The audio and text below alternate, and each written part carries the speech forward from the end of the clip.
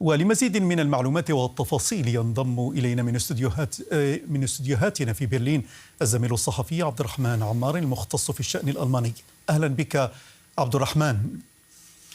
رئيس إقليمي لحزب البديل الشعبوي في ألمانيا يرفع شعارا محظورا يعود إلى الحقبة النازية، هل هذه حالة خاصة أم أن الأمر يتعلق بتوجه عام في الحزب؟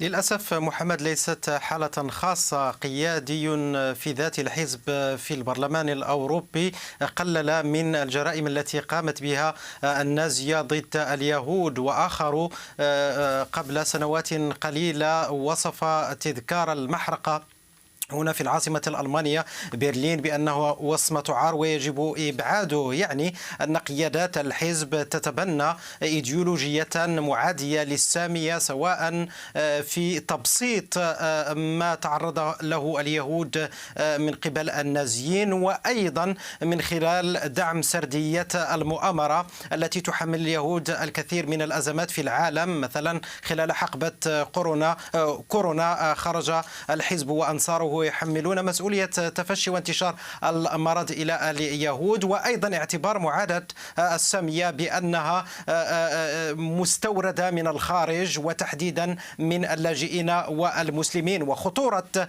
ذلك لأن الحزب ينفي كل مرة هو أن الكثير من الهجمات التي اقترفت ضد اليهود وأشكال معاداة السامية تأتي مدفوعة بعدم محاربة الحزب لمعاداة السامية، عدم اعترافه بوجودها في صفوفه. لذلك فإن له أيضا مسؤولية لمعاداة السامية وسط المواطنين.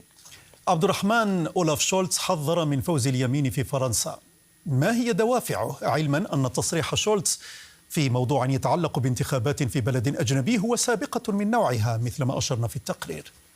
إيمانويل ماكرون قام بذات الشيء، ولكن لم يخص ألمانيا بحديثه.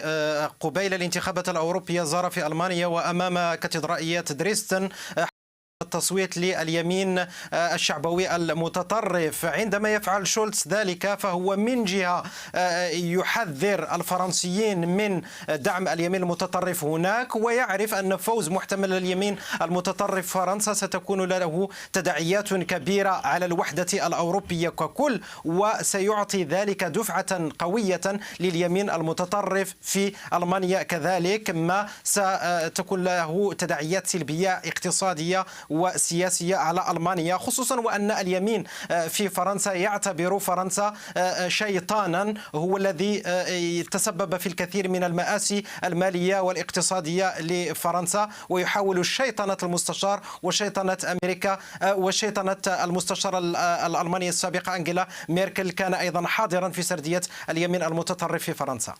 الصحفي المختص في الشأن الألماني والأوروبي عبد الرحمن عمار، كنت معنا من برلين مباشرة، شكرا لك.